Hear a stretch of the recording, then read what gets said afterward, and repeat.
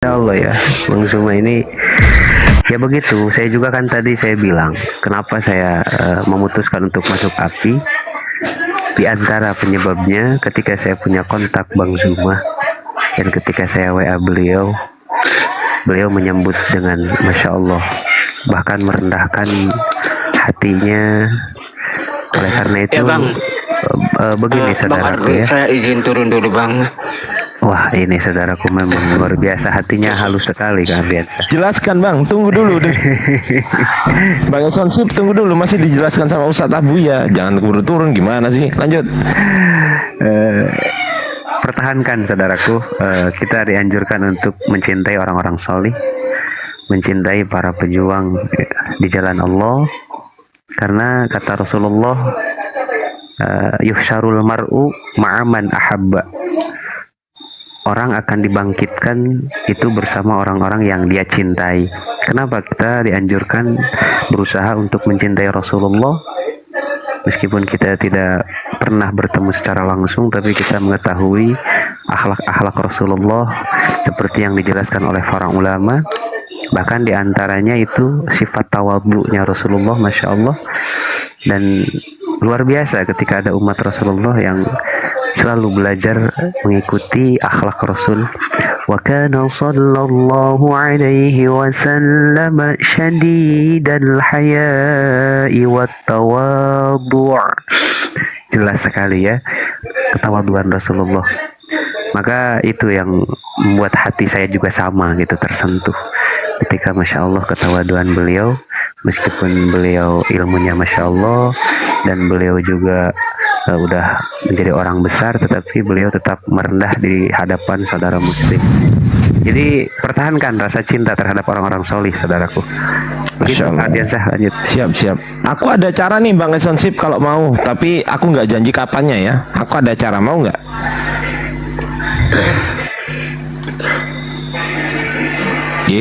Tidur dia. Enggak Bang. Oke, Bang Esonsip, ini sudah daftar API belum? Sudah Bang, sudah lama, tapi belum ada notifikasi pemberitahuan dari. Assalamualaikum warahmatullahi wabarakatuh. Oke, sebentar ya, jangan dipotong ya, sebentar. Bang Esonsip, silakan DM saya, ya DM ya, DM saya di akun ini, akun biru ini DM. Nanti insya Allah saya bales. Nanti saya akan tunjukkan bagaimana cara cepat untuk mendaftar di API. Setelah itu insya Allah ya, insya Allah teman-teman, insya Allah ya, saya nggak bisa memastikan, tapi insya Allah ya, jika Allah menghendaki, insya Allah suatu saat nanti akan ada pertemuan orang-orang API di Pulau Jawa ini bersama Gurunda Zuma. Entah itu di Jawa mana Gurunda Zuma akan singgah gitu ya, insya Allah ya. Saya nggak janji, tapi insya Allah. Iya, oke gitu. Bang. Siap Bang. Begitu sih kalau dari saya. Jadi ya ikuti terus perkembangan API, insya Allah nanti di situ ada API, pasti di situ ada Gurunda Zuma gitu ya, Bang Esonsip ya. Saya kadang terkesima jika ketemu apa ini di beranda saya ada Bang Zuma. Aduh, sudahlah Bang, saya turun dulu Bang. Iya, oke Bang, Masya Allah. Terima kasih Bang. Mohon maaf ya sebelumnya kalau ada kesalahan. Waalaikumsalam. Ya, di sini host, ada tamu host, silakan host. Siap. Selamat malam Puri yang Hapa. Selamat malam Bang. Saya hanya ingin menambahkan Bang buat debater Islam ini ya khususnya. Ini saya bersyukur sudah masuk koma ini nih. Ini saya bersyukur. Tolong semua penonton yang ada di bawah, cintailah para debater Islam, karena pada dasarnya kita berjuang mengenalkan Islam kepada orang kafir ya.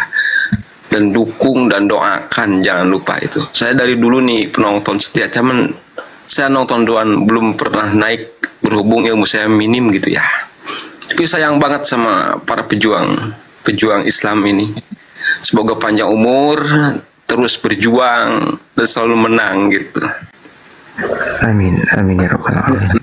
terutup Bang Juma, Ustaz Sugi, semuanya pokoknya. Karena memang dakwah yang benar itu mengenalkan Islam kepada kafir, itu dakwah yang benar sebenarnya. Dan ini nih sebenarnya bukan hanya untuk agama, tetapi untuk negara juga. Karena negara ini berdasar pada ketuhanan yang Maha Esa. Itu. Jadi inilah pejuang sebenarnya gitu. Bukan para pemerintah, tapi ini. Itu aja Bang dari saya. Mudah-mudahan dikenal di dunia, bukan hanya di dunia TikTok ya, di dunia Bang Juma ini dan semuanya.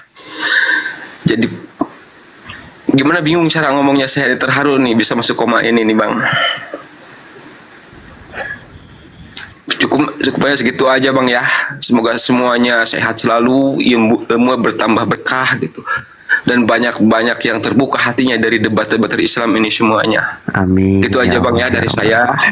Mohon maaf kalau ada yang salah. Assalamualaikum warahmatullahi wabarakatuh. Waalaikumsalam warahmatullahi wabarakatuh. Izin turun Bang ya. Siap, Ai. Terima kasih ya.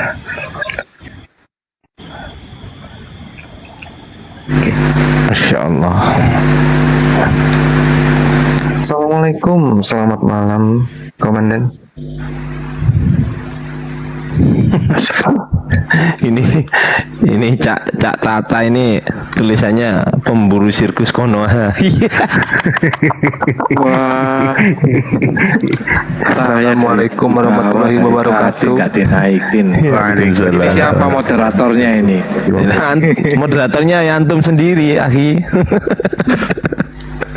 Saya kok gak dinaikin. Assalamualaikum Bang Juma. Loh, mana ya Ustaz Sugi? Kang Dito, Aki Ardiansa, dan yang lainnya. Waalaikumsalam warahmatullahi wabarakatuh. Saya baru datang juga ini. Baru aja nyampe rumah. Dari mana kok malam-malam gini? Bertengkar itu di Suramadu itu barusan. Kerja sampai jam segini ya, Masya Allah, luar biasa orang-orang Islam ini. Iya. Kalau sudah kena perbatasan Suramadu ini, aduh, Ngeri-ngeri sedap. Oke, Abang Fekar, silakan. Ya, saya boleh punya keluhan gak nih, Ustadz? Tunggu, pertanyaannya gimana ya? Saya kena keluhan. Enggak, maksudnya tuh saya punya keluhan diri saya sendiri. Kenapa ya kalau saya sholat itu selalu ngantuk dan nguap terus dan membayangkan hal-hal yang lain. Padahal saya sudah selalu fokus, tapi kok kayak nggak bikin fokus gitu. Itu kenapa ya? Nah, itu Ustadz Abuya itu yang bisa jawab itu. Afwan Ustadz, tafadhol. Masya Allah. Enggak lah, ini para guru ini Masya Allah ya, janganlah gitu. Ini Kang Ardiansyah juga Masya Allah. Kang Dito, ayo Kang Dito. Saya Tafadhol Abu ya, aneh masih fakir nih. Tafadhol Abu ya, dipersilahkan. Masya Allah, begini Kang Fakir ya, Masya Allah. Bismillahirrahmanirrahim. Allah berfirman di dalam Al-Quran gini, Bismillahirrahmanirrahim. Wasta'inu bis-sabri was-salah wa innaha lakabiratun illa 'alal khashi'in. Sadaqallahul azim, wallahu a'lam bihaqiqatil murad. Kata Allah, wasta'inu bis-sabri was-salah. Kalian harus meminta tolong dengan cara sabar dan dengan sholat. Dan Allah tegaskan di sana wa innaha, karena sesungguhnya sholat, bukan wa innahu. Nah, kalau wa innahu nanti domir hu-nya ke sobar, tetapi di sini pakai domir ha, muannas, kembalinya kepada sholat, bukan kepada sobar. Wa innaha, karena sesungguhnya sholat, lakabiratun, yakin berat, pakai lam ibtida itu maknanya yakin. Ya, oleh karena itu kenapa kita ketika melaksanakan sholat itu meskipun dari kecil kita selalu sholat, tetapi ketika datang waktu sholat kita ngerasa berat gitu melawan hawa nafsu. Jadi ada kayak memaksakan gitu. Nah, bukan senang gitu, tapi kita lebih ke memaksakan untuk melaksanakan sholat itu untuk melawan hawa nafsu kita. Karena memang Al-Quran berbicara seperti itu. Jadi berat sholat itu, daripada sobar lebih berat sholat. Nah, illa al khasyiin, terkecuali bagi orang-orang yang khusyuk. Nah, maka ketika ada orang ingin melaksanakan sholat masih terasa berat, itu pertanda ciri bahwa sholat kita belum nyampe kepada derajat khusyuk. Kalau orang sudah khusyuk sholatnya, maka tidak akan merasa berat melaksanakan sholat. Maka oleh karena itu, Allah tegaskan di Al-Quran, mukmin yang sudah pasti selamat bagja di dalam surah Al-Mu'minun ayat pertama. Qad aflahal mu'minun alladzina hum fi salatihim khashi'un. Itu orang-orang yang sholatnya khusyuk. Nah, maka memang kita semua selalu belajar gimana caranya supaya sholat kita mencapai derajat khusyuk. Oleh karena itu, bijaksana para ulama, khusyuk tidak dimasukkan ke dalam rukun sholat. Imam Syafi'i, Maliki, Hanafi, dan Hambali tidak memasukkan khusyuk terhadap rukun sholat. Kalau khusyuk dimasukkan kepada rukun sholat, maka sholat yang mana yang sah? Karena kita semua belum bisa khusyuk, belajar gitu. Beda dengan Imam Ghazali, karena Imam Ghazali itu ulama tasawuf. Imam Ghazali memasukkan khusyuk ke dalam rukun sholat. Tetapi kan kita bermadhab memilih kepada salah satu yang 4. Syafi'i, Maliki, Hanafi, dan Hambali. Jadi intinya teruslah itu. Meskipun memang sholat kita belum khusyuk, kadang kita ngelamun kemana-mana, maka jangan sampai kita berhenti untuk melaksanakan sholat dan terus perbaiki. Karena afdalu ibadatil badaniyah as-sholah. Ibadah yang paling afdol secara badan itu adalah sholat. Bahkan awwalu ma yuhasabu bihi yaumal qiyamah as-sholah. Nanti di akhirat yang pertama kali dihisab itu adalah sholat. Idza saluhat amalul baqi, wa idza fasadat amalul baqi. Ketika sholatnya bagus, maka amal yang lain akan ikut bagus. Ketika sholatnya jelek, amal yang lain akan ikut jelek. Oleh karena itu, yang terakhir, saya mengingatkan kepada diri saya sendiri, seburuk apapun kita menjadi ahli maksiat, sekotor apapun diri kita, jangan pernah berani meninggalkan sholat. Karena perbedaan antara orang mukmin dan orang kafir itu adalah sholat. Wallahu ta'ala a'lamu bisawab. Lanjut, saudara. Masya Allah. Saya izin nambahin Abu ya. Tafadhol, tafadhol. Sebentar, izin Kang Dito. Aki Adiansa, itu ada saudara kita Bang Hendra ini mengalami keluarganya, istrinya ya. Mohon semoga kita berdoa bersama, semoga diberi kesembuhan. Silakan siapa yang untuk kita sama-sama berdoa. Silakan Aki Adiansa atau Kang Dito.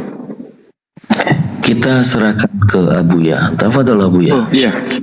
Masya Allah, janganlah kayak gitu para guru. Ayolah, janganlah sama Pak Dokter Tata aja. Tafadhol. Nah, silakan Abu ya atau Aki Adiansa, silakan.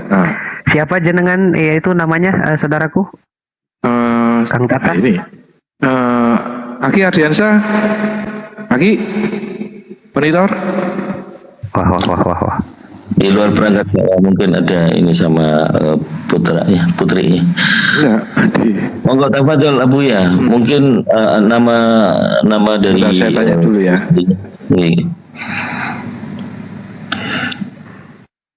Dikasih bidnya juga mungkin lebih bisa tembus. Nah, iya benar. Iya.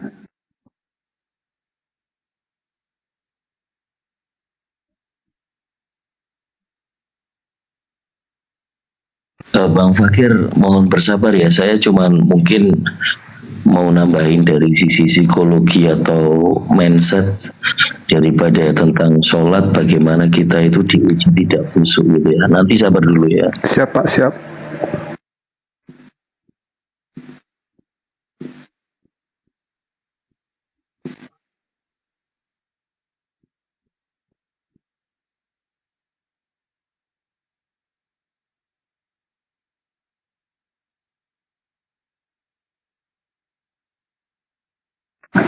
Oke, mungkin sambil menunggu Komandan Tata memberikan informasi namanya, gini Bang Fakir, tambahan dari saya secara psikologi begini, kalau kita hanya mendengarkan perintah sholat, apakah kita mengerti tentang sholat itu sebenarnya permintaan Allah atau keinginan kita?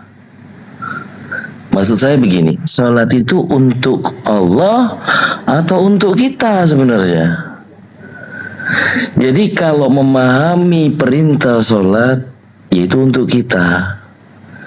Jadi kita yang mengkoreksi tentang niatnya. Karena setelah takbiratul ihram itu kan ada doa iftitah. Kabira walhamdulillahi katsira wa subhanallahi bukratan wa asila. Inni wajjahtu wajhiya lilladzi, bukan wajah Allah tapi wajah kita menghadap kepada Allah. Jadi sangat berpengaruh kalau kita pada saat sholat itu merenungkan maknanya supaya terhindar dari pikiran-pikiran. Ya namanya godaan dalam sholat itu banyak. Jangankan Bang Fakir mau sholat, mau melaksanakan sholat saja pada saat subuh misalnya yang sering gangguannya, dienak-enakin itu sama setan supaya nggak bangun subuh. Bangun pun nanti dikipas-kipasin sama setan supaya tidur lagi. Sudah bangun mau wudhu, aduh dingin kayaknya airnya, kan begitu. Jadi kita pahami dulu dari sisi psikologi kita bahwa niat sholat itu kita yang mau sholat. Kewajiban kita untuk kita sendiri, bukan untuk Allah. Nah, di dalam Al-Quran surat Toha ayat 14, Bismillahirrahmanirrahim. Innani anallahu la ilaha illa anna fa'budni wa aqimis sholati li dzikri. Allah itu menjelaskan kepada kita, akulah Allah, sembahlah aku, sholatlah untuk mengingat aku. Ini kisi-kisi atau Allah menerangkan kalau kamu mau ingat aku, sholat. Jadi yang butuh sholat itu kita. Dan jangan sampai karena kelalaian kita, kadang Allah itu menentukan kenapa sih orang ini nggak sholat-sholat. Bisa jadi Allah yang memang tidak mau ketemu sama kita. Itu yang harus difikirkan secara psikologinya. Ya mudah-mudahan itu bermanfaat ya Bang Fakir. Mudah-mudahan bisa lebih khusyuk lagi. Allahu Akbar dengan apa namanya, dengan memaknai Allah Maha Besar di dalam hati supaya menjaga konsentrasi dalam sholat. Tapi kalau Allahu Akbar seperti biasa sama kayak doa hafalan, semakin gampang syaitan itu menggoda kita dalam hal beribadah. Seperti itu akhirnya, Masya Allah. Wallahu a'lam bishawab. Insyaallah. Ya, Aki Abu ya, namanya Ibu Nisa Primanisa. Ibu Nisa Primanisa. Terus Ibu Nisa aja. Iya, Masya Allah, iya, Kang Tata. Bismillahirrahmanirrahim. Allahumma salli wa sallim wa barik ala sayyidina wa habibina wa syafi'ina wa karimina wa dzurriyyatina wa maulana Muhammad sallallahu alaihi wasallam. وسلم ورضي الله تعالى عن كل صحابة رسول الله أجمعين آمين يا الله يا رب العالمين بسم الله الرحمن الرحيم الحمد لله رب العالمين حمدا شاكرين حمدا ناعمين حمدا حامدين حمدا ذاكرين حمدا مقبولين حمدا يوافقك في مزيده يا ربنا لك الحمد ولك الشكر ولك الملك ولك الفضل ولك نستعين كما ينبغي لجلال وجهك الكريم وعظيم سلطانك الصلاة والسلام عليك يا سيدي يا رسول الله الله يا حبيب الله خذ بيدي قلت التي أدركني اللهم صل على سيدنا محمد نور الذات وسر ساري في سائر الأسماء والصفات اللهم إنا نسألك رضاك والجنة ونعوذ بك من سخطك والنار بسم الله أرقيك والله يشفيك من كل داء يأتيك من شر النفاثات في العقد ومن شر حاسد إذا حسد اللهم رب الناس أذهب البأس اشف أنت الشافي لا شفاء إلا شفاؤك شفاء لا يغادر سقما اللهم أكرم هذه الأمة المحمدية بجميل عوائدك في الدارين إكراما لمن جعلتها من أمته صلى الله عليه وسلم اللهم اغفر لأمة سيدنا محمد اللهم ارحم أمة سيدنا محمد اللهم استر أمة سيدنا محمد اللهم اجبر أمة سيدنا محمد اللهم أصلح أمة سيدنا محمد اللهم عافي أمة سيدنا محمد اللهم احفظ أمة سيدنا محمد اللهم ارزق أمة سيدنا محمد رزقا كثيرا يا رب العالمين اللهم اجعل وتقبل وأوصل مثاثه Ibu Ya Allah, Ya Rahman, Ya Rahim, Ya Sami, Ya Qarib, Ya Mujib, Ya Fattah, Ya Alim, Ya Hafid, Ya Syafi, Ya Syafi. Sembuhkanlah saudari kami, Ya Allah. Amin, amin. Berikanlah kesabaran kepada beliau, Ya Allah. Semoga dengan penyakit yang sedang beliau hadapi menjadi pelantara dihapus, dimaafkannya semua dosa-dosa beliau dan beliau beserta keluarganya diberikan kesabaran untuk menghadapi semua cobaan itu. Rabbana zalamna anfusana wa illam taghfir lana wa tarhamna lanakunanna minal khasirin. Rabbana hab lana min azwajina wa dhurriyyatina qurrata a'yun waj'alna lil muttaqina imama.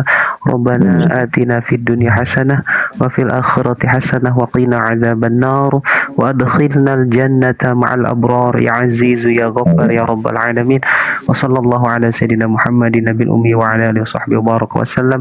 Subhana rabbika rabbil izzati amma yasifun wa salamun ala al mursalin walhamdulillahi rabbil alamin. As'aluka al ijabah bi barakati ummil Qur'an al-Fatihah. أعوذ بالله من الشيطان الرجيم بسم الله الحمد لله رب العالمين الرحمن الرحيم مالك يوم الدين إياك نعبد إياك نعبد وإياك نستعين غير المغضوب عليهم ولا الضالين آمين آمين يا رب العالمين Barakallah Abu ya, jazakallah khair. Komandan Data monitor, alhamdulillah, mudah-mudahan ijabah, amin ya rabbal alamin.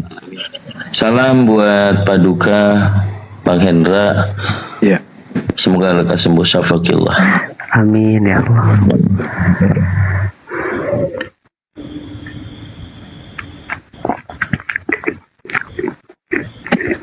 Ada lagi yang mau disampaikan Komandan atau Bang Fakir?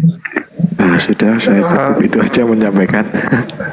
Silakan dilanjut. Siap, Komandan. Ya, terima kasih atas pencerahannya dan penjelasan Ustaz di sini.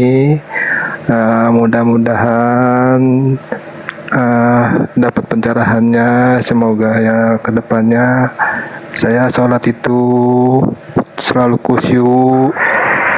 Amin. Nah, apa nih, boleh satu lagi nggak pertanyaannya? Boleh. Gimana ya cara pertobatan yang sudah pernah berzina? Ya.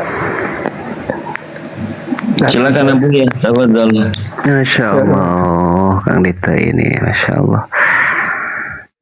Begitu saudaraku ya, di dalam hadis. Wah, Kang Dita ini. Di dalam hadis jelas saudara, memang ada beberapa dosa yang termasuk dosa besar, sab'ul mubiqat, dan di antara daripada sab'ul mubiqat itu adalah zina. Oleh karena itu Allah melarang di dalam Al-Quran itu wala taqrabuz zina, jangan mendekati zina. mendekatinya saja sudah haram, sudah dilarang, apalagi berzinahnya. Sama seperti halnya wala taqul lahuma uffin. Jangan kalian menyebut kepada orang tua, apalagi sampai menyakitinya. Menolak perintahnya saja sudah dilarang oleh Allah. Ini pertanda bahwa dosa-dosa tersebut ketika kita lakukan dosa besar, saudaraku. Cuman ingat, di dalam Al-Quran Allah menjelaskan, innallaha la yaghfiru ay yushraka bihi wa yaghfiru ma duna dzalika liman yasha. Sesungguhnya Allah tidak akan mengampuni dosa syirik, tetapi dosa selain syirik akan Allah ampuni. Maka ada syarat-syarat untuk bertobat di sana, karena memang Allah memerintahkan, ya ayyuhalladzina amanu tubu ilallahi taubatan nasuha. Hei orang-orang yang beriman, kembali bertobat, meminta ampunlah kalian kepada Allah dengan sebenar-benarnya taubat, taubatan nasuha. Jadi saudaraku, kita harus niat dari diri kita sendiri. Ketika bertobat, maka di sana kita harus merasa menyesal.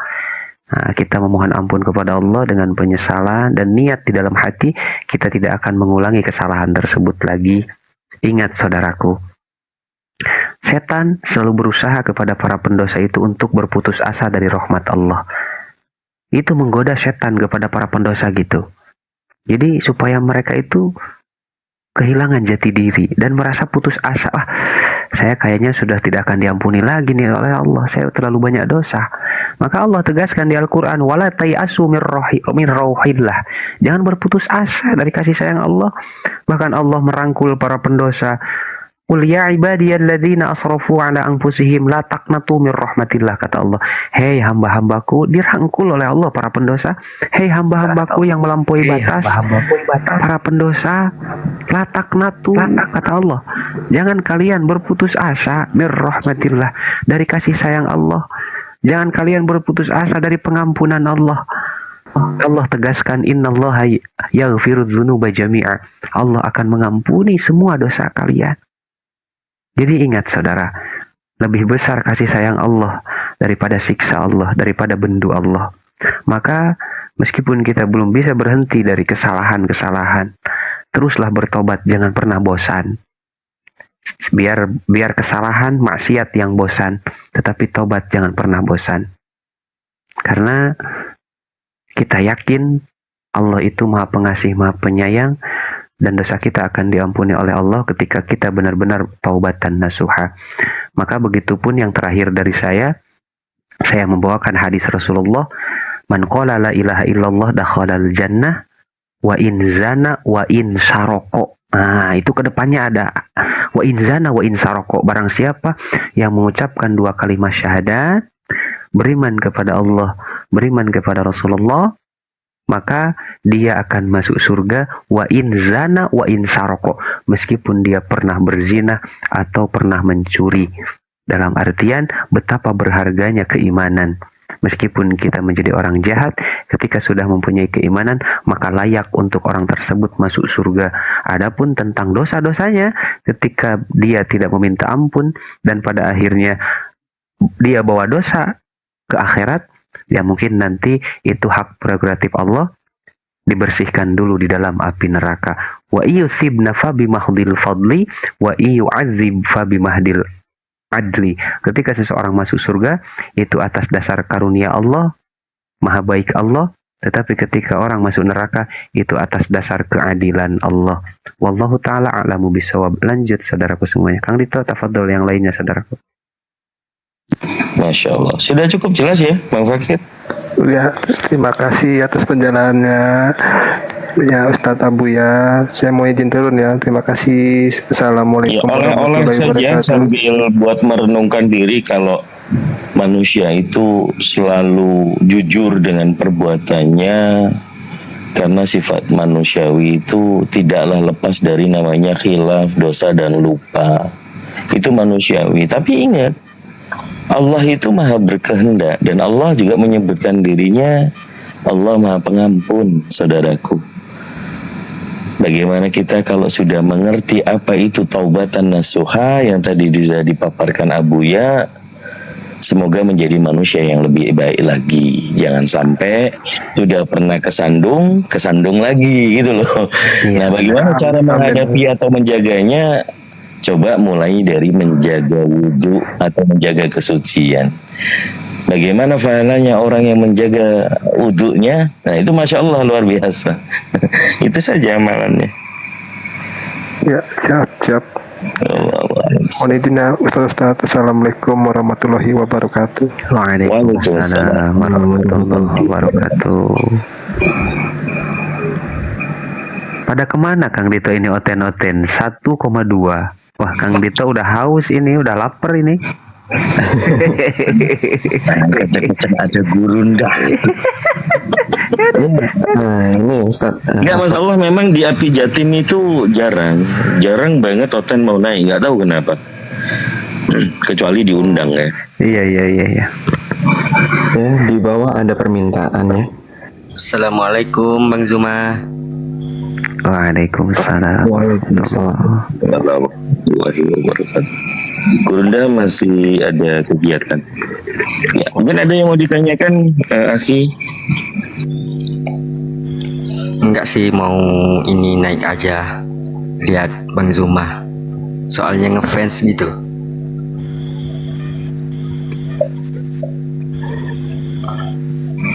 Raja Israel lagi, Raja Israel. Aduh, Raja Israel. Ngikutin Abu ya rupanya. Selamat malam bro. Assalamualaikum. Selamat malam. Waduh. Buka Selamat malam semuanya. Besok ya, ada yang mau disampaikan? apa Atau bro? mau disadatkan? Lah jangan main syahadat. Nggak ada gunanya kalian syahadatkan saya, nggak akan bisa. Aduh, sudah lah. Tinggal jawab aja Besok tidak kalian gitu. milih siapa presidennya? Aduh, Mulai tantrum. Mulai. Tantrum. Ya Allah. Begini Kang Dito. Iya. Kalau ada orang yang menyebut saya seorang guru dan ingin ada seorang murid yang mendaftar menjadi murid saya dan itu adalah Raja Israel, saya berhenti Kang Dito jadi seorang guru. Raja Israel kacau. Astagfirullahaladzim, saya di mute. kok bisa fitnah begitu? Mana buktinya coba? Nggak boleh kayak gitu. Lah kok mau ingin open camp pula saya ya dibikinnya. Loh.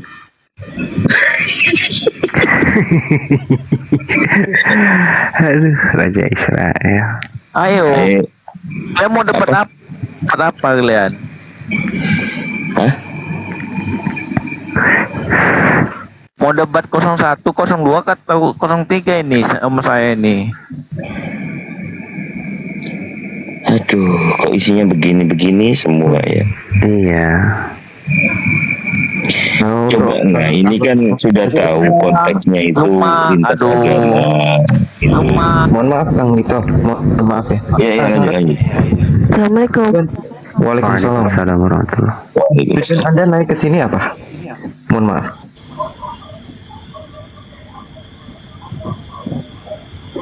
Sang Raja, Ya, tujuan Anda naik apa? aku mau tanya, kalian besok milih siapa? Nah, Tapi udah. jangan begini ya. Kita nggak bahas politik ya. Ini bukan komal pemilu ya bang. Mau bahas apa? Ini cuma komal di diskusi lintas agama, bukan pemilu. Lintas agama. Oke, lintas agama. Tadi siang kenapa saya diturunkan ya?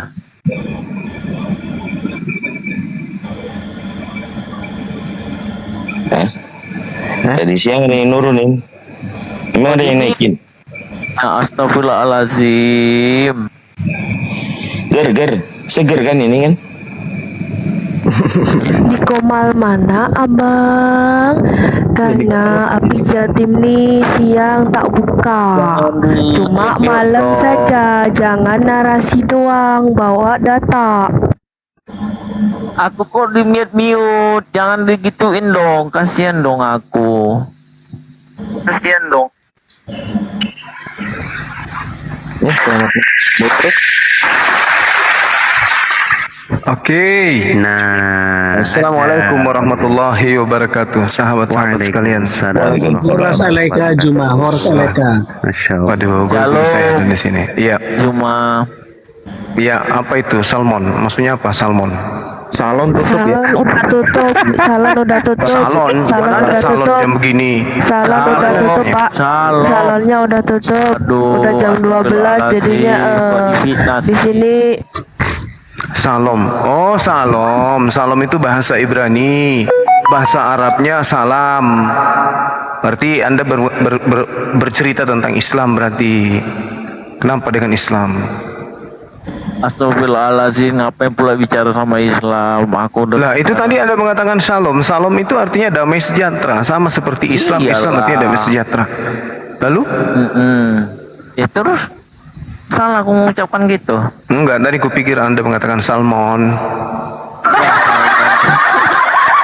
Ikan salmon mungkin palingan. Sang Raja Israel. Wow. Raja Israel. Iya. Ini nama tidak sebesar isi kepala. Lah. Iya. Astagfirullahaladzim, kau digituin. Raja Israel itu siapa, saudara? Raja Israel saya. Anda? Iya. Anda dari keturunan apa ini? Keturunan apa? Benyamin kah? Enggak, saya dari Yehuda. Oh, dari Yehuda. Sayangnya Yehuda itu sudah dikutuki oleh Tuhan. Anda baca di dalam Amos, Anda baca Amos 2. Anda baca Amos 2. Oh, dibaca pula Amos 2. Kenapa dia Amos 2? Ya, di situ dijelaskan kalau orang Yehuda itu sudah dikutuki oleh Tuhan. Amos 2 nomor 4 saya bacakan kepada saudara. Karena 3 perbuatan jahat Yehuda, bahkan 4, aku tidak akan menarik kembali keputusanku, oleh karena mereka telah menolak hukum Tuhan dan tidak berpegang kepada ketetapan-ketetapannya, tetapi disesatkan oleh dewa-dewa kebohongan yang diikuti oleh mereka. Jadi orang Yehuda itu sudah dikutuk dan kerajaan Yehuda itu sudah diambil oleh baginda Rasul Muhammad sallallahu alaihi wasallam. Ya, kenapa? Kamu Ya. jangan asal ngomong lo. Kalau saya berdasarkan dalil, Bung. Saya berdasarkan dalil. Kamu itu sudah berdosa banget lo kamu. Aku berdosa pula. Kejadian 49 nomor 10 Anda baca. Tongkat kerajaan tidak akan beranjak dari Yehuda. Tadi di Amos berapa? Amos 2. Amos 2, tak ajarin Amos 2 nomor 4. Amos 2 nomor 4. Kan ini raja Israel, bukan raja Yehuda. Ya, dia katakan tadi, dia mengatakan dirinya sebagai raja Yehuda Ini tadi. raja Israel katanya. Dia mengatakan dirinya sebagai raja Yehuda, kata Dari dia. Israel juga. Nah, itu dia. Berantamlah kalian sesama penyembah Yudas. Jadi dikatakan di Amos 2 nomor 4. Dengarkan saya, kalau Anda mau belajar dengarkan. Karena 3 perbuatan jahat Yehuda, bahkan 4, aku tidak akan menarik kembali keputusanku, oleh karena mereka telah menolak hukum Tuhan dan tidak berpegang pada ketetapan-ketetapan Tuhan, tetapi disesatkan oleh dewa-dewa kebohongan yang diikuti oleh nenek moyang mereka. Aku akan melepaskan api ke dalam Yehuda sehingga puri Yerusalem dimakan habis. Paham? Anda telat. Anda dari mana? Anda telat. Anda berbicara mengenai kerajaan Yehuda di dalam Kejadian 49 nomor 10. Dengarkan. Tongkat kerajaan tidak akan beranjak dari Yehuda, ataupun lambang pemerintahan tidak akan beranjak dari kakinya sampai dia datang yang berhak atasnya. Siapa dia? Yaitu dia yang menaklukkan bangsa-bangsa. Siapa di antara orang-orang yang mampu menaklukkan hukum-hukum kepada bangsa-bangsa? Yesus tak mampu. Tak lain dan tak bukan adalah baginda Rasulullah Muhammad sallallahu alaihi wasallam. Yes, betul sekali. Wah, dari mana Muhammad? Muhammad kan apa? Nggak bisa apa-apa. Nggak bisa apa? Aja dia. Nggak bisa apa? Nggak bisa apa Nabi Muhammad? Cuma bisa nggak bisa apa Nabi Muhammad? dia. Coba Anda baca dulu. Saya berikan sedikit materi kepada Anda. Itu Gimana? kamu menyangkal nggak dia itu? Kalau Ulangan 33 Anda baca nomor 22. Coba nomor 2. Coba. Tanya dulu, kamu menyangkal nggak? Coba Anda baca dulu ulangan 22 nomor. Menyangkal enggak? No, ulangan 33 nomber 2. Astagfirullahalazim, kamu menyangkal enggak? Saya bacakan dulu, baru saya terangkan kepada kalian. Berkatalah ia, Tuhan datang dari Sinai, Nabi Musa alaihissalam, dan terbit dari Zir, Nabi Isa alaihissalam, dan yang nampak bersinar dari pegunungan Paran. Siapa yang berdampak dari pegunungan Paran? Siapa dari di gunungan Paran ini? Keturunan Nabi Ismail alaihissalam. Di mana dalilnya? Baca Galatia 4. Bahwa yang tinggal di Gunung Paran adalah keturunan Ismail, baginda Rasulullah Muhammad sallallahu alaihi wasallam. Jadi ada 3 pilar kemudian disebutkan dalam ulangan 33. Berkatalah ia, Tuhan datang dari Sinai, Nabi Musa alaihissalam, terbit dari Zair, Nabi Isa alaihissalam, dan ia nampak bersinar dari pegunungan Paran, baginda Rasulullah Muhammad sallallahu alaihi wasallam. Dengarkan. Dan datang dari tengah-tengah 10.000 orang yang suci, di sebelah kanannya nampak kepada mereka api yang menyala. Siapa yang pernah menaklukkan kemudian dengan cara membawa pasukan 10.000 orang suci? Siapa yang berasal dari Gunung Paran itu siapa? Cuma astagfirullahalazim, cuma tobat kau dulu, istighfar kamu. Jangan kau cuma nangis di sini, jangan.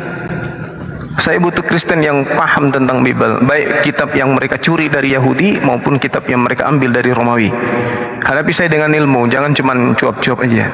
Baginda Rasulullah Muhammad SAW menaklukkan kota Mekah bersama dengan pasukan beliau dari Madinah. 10.000 orang suci dari Madinah menaklukkan kota Mekah. Ini dalilnya ulangan 33 nomor 2. Udah jelas kan? Berarti raja yang dimaksud yang mengambil kemudian tongkat kerajaan Yehuda diberikan kepada dia yang mampu menaklukkan hukum-hukum kepada bangsa-bangsa. Paham? Indonesia dengan luas wilayah, dengan pulau, dengan pulau-pulau yang ada kemudian, dan kerajaan-kerajaan yang ada pada saat itu kemudian bersatu, di mana kemudian yang menjadi hukum di atas negara Republik Indonesia, asas yang dipakai adalah asas ketuhanan yang Maha Esa. Siapa? Allah Subhanahu wa taala. Jadi beliau datang kemudian menaklukkan hukum-hukum kepada orang pribumi di Indonesia ini yang tadinya animisme, yang tadinya Hindu, yang tadinya orang-orang yang tidak beragama, kemudian menuju kepada apa? Hukum Islam. Dan Indonesia ditegakkan dengan kalimat Allahu Akbar la ilaha illallah, atas berkat rahmat Allah. Tidak dikatakan atas berkat rahmat Theos, atas berkat rahmat Yesus, atas berkat rahmat Krishna, Siwa, Wisnu, atau Yehova, atau Hasem, tapi atas berkat rahmat Allah. Artinya hukum yang dibawa oleh Nabi Muhammad SAW pun mampu menaklukkan dan menundukkan bumi pertiwi yang Belanda beserta dengan serdadu-serdadunya 300 tahun lebih menaklukkan Nusantara, tapi tak mampu. Baginda Rasulullah Muhammad SAW hanya dengan ucapan la ilaha illallah Muhammad Rasulullah mampu menaklukkan Nusantara dengan mayoritas Islam sebagai pemeluk tertinggi. Paham? Nah, udah, hadapi saya dengan ilmu, jangan cuma cuap-cuap aja. Silakan teman-teman, ada lagi onten dinaikkan kembali ke atas biar kita sunat kepalanya. Dia turun sendiri. kita nggak nurun dia turun sendiri. Selamat malam Nofri Gentawan.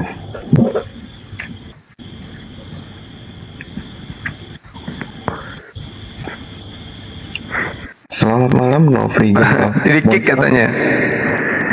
Enggak ada yang nge-kick Gurunda. Itu ya di bawah. Aku kok di kick, raja kok letoy, gimana sih raja ini? Raja Singa, bukan raja apa Yerusalem dia. Raja Singa. Bang. Waalaikumsalam. Izin Bang, saya naik cuma mau bilang aja Bang. Minta maaf lagi Bang, karena pasien saya kurang minum obat Bang. Itu pasien Bang ya. Iya, makasih saudara. Siap Bang. Siap. Pasien beliau ternyata. Mana tadi Raja Singa naik? Belum minta lagi Gurunda. Oh, coba aku jambak aja kalau bisa. Mana ya? Ah ini. Ah, bisa saya jambak. Naik lagi. Sudiang Rambo, Masya Allah, barakallahu fiik. Raja Singa naik lagi. Iyalah, kalau tugas kalian mute aku loh. Nyut. Kenapa Iya. begitu? Coba lah Anda. Kasih dong aku bicara. Aku kan tamu kalian. Iya, Ini silakan. Silakan, Bu. Udah cuma. Iya. Menurut surah An-Nahl 93 itu gimana? Guru. Soalnya aku tanya si Ridwan ada yang bisa, Aryansa nggak bisa. Allahu Akbar. Coba lah Gurunda dulu jawab dulu. Apa yang Anda ingin sampaikan berdasarkan 93 dulu. Quran An-Nahl. An-Nahl 93. Iya, kenapa dia? Coba bacakan dulu Gurunda. Bismillahirrahmanirrahim. Walau sya'allahu laja'alakum, itu ya. Ummatan wahidah. Bukan itu? Walakin yudillu man yasha wa yahdi man yasha. Itu kan? Wala tus'alunna amma kuntum ta'malun. Itu kan? Itu Pak dulu. Artikan itu atau bukan? Aku tanya. Mungkin aku nggak tahu. Kok mungkin pula? Aku nggak pakai bahasa Arab. Oh, maksud Anda terjemahan Al-Quran surah An-Nahl ayat 93. Bukan Al-Quran berarti. Aduh. Anda kalau bertanya tentang Islam, Anda harus membedakan antara Al-Quran dengan terjemahan Al-Quran. Beda. Bang Suma, mau kak bertanya apa Raja Singa? Mau kak tahu apa isi daripada terjemahan Al-Quran An-Nahl ayat 93, terjemahannya maksudnya bukan Al-Qurannya gitu loh. Kalau membahas Al-Qurannya nanti Anda kesusahan karena nggak ada materi nggak ada alat di kepala Anda untuk menangkap materi-materi Al-Quran. Maksud Anda terjemahan. Walau sya Allah, dan jika Allah kemudian la ja'alakum ummatan wahida, menghendaki niscaya dia menjadikan semua manusia itu satu umat saja, satu golongan saja. Tetapi Allah menyesatkan siapa yang dikehendaki dan memberi petunjuk pada siapa yang dia kehendaki. Tetapi kamu pasti akan ditanya tentang apa yang telah kamu kerjakan. Apa yang Anda ingin pertanyakan di sini? Apa yang Anda ingin pertanyakan? Kata dia itu siapa? Menunjukkan siapa? Allah Subhanahu wa taala. Oh ya Allah, berarti Allah itu menyesatkan. Allah menyesatkan siapa yang dikehendaki. Ya iya. Nah, terus termasuk kamu juga kan? Alhamdulillah saya tidak disesatkan oleh Allah. Masya Allah. Subhanallah. Itu kan nggak ada dibilang. Ya, sedangkan Allah tidak menghendaki bahasanya. Dengarkan saya. Kalau Anda mau cerdas, Anda mau waras, dengarkan orang-orang yang sedang jelaskan. Oke, di dalam kitab Anda kemudian yang Anda curi dari agama Yahudi, di situ diterangkan dengan sangat jelas bahwasanya di dalam Mazmur 53 di situ dikatakan bahwasanya Allah kemudian memilih penyesat di dalam sejak dalam rahim ibunya. Paham ya? Siapa yang memilih kemudian? Untuk supaya di dalam sejak dalam rahim manusia, rahim ibunya, penyesat ini sudah dipilih oleh Allah, sudah dipilih oleh Tuhan. Ini siapa ini yang memilih seperti ini? Penyesat itu dipilih dari sejak dalam rahim ibu. Dan juga diterangkan di dalam Yesaya 45 nomor 7. Coba jelas. Kenapa Allah kau itu menyesatkan aku? Allah menghendaki. Allah yang menghendaki. Memang ada yang bisa menghalangi Allah. Kamu juga disesatkan, makanya. Enggak dong. Dengarkan. Yesaya 45 nomor 7. Dengarkan saya ya. Pasang bibirmu mendengar kalau kupingmu sudah enggak kuat. Dialah Tuhan yang menciptakan terang dan yang menciptakan gelap, yang menciptakan nasib mujur dan yang menciptakan kemudian kejahatan. Evil. Abdul Juma. Ra dalam bahasa Ibrani, evil dalam bahasa Inggris. Jadi Tuhan yang menciptakan kejahatan. Tertulis di mana? Yesaya 45 nomor 7. Iya, terlalu itu Quran mulu. Iya, ini Yesaya 45 nomor 7. Tuhan yang menciptakan kejahatan. Oh, lari ke kita, Mak. Anda tidak percaya Bible? Anda tidak percaya Bible? Cuma 3, anak cuma 3. Iya.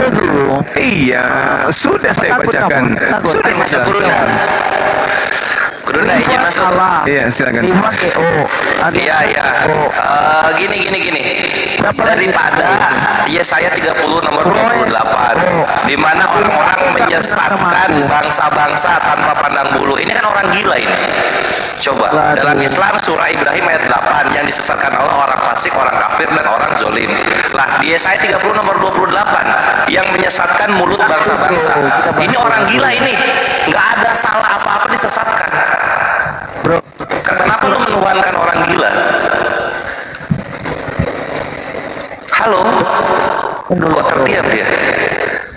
Iya, kenapa Yahweh menyesatkan orang tanpa sebab? Itu pertanyaan gua. Ya saya 30:28. Sebelum lu ke Allah, Yahweh lu menyesatkan orang tanpa sebab. Ini gila ini. Tengok dulu. Ini gila dia.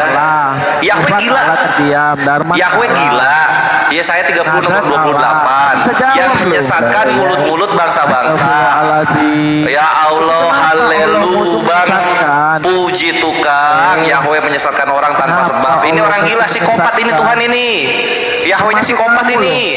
2 Tesalonika 2:11 yang menyesatkan orang-orang katanya. Loh, orang-orang salah apa disesatkan? Salah apa orang-orang? Aduh, Tuhan kok main menyesatkan nggak ada sebab. Apa salahnya orang? Yahweh gila, dia saling menyesatkan orang tanpa sebab. Haleluya, bang, puji tukang. Yesaya 30:28 yang menyesatkan mulut bangsa-bangsa, puji tukang kayu. Aduh, kalian nggak bisa jawab. Angkat bendera. Aduh, ini makanya jangan menyembah agama pedofilia, gitu. Jadinya menyesatkan bangsa-bangsa tanpa sebab. Tapi Quran itu sempurna. Loh, iya makanya ini Quran ini sempurna sehingga jangan menyembah berhala kawin. Itu yang diluruskan oleh Al-Quran gitu. Coba Tuhan selain Allah, Tuhannya kawin semua.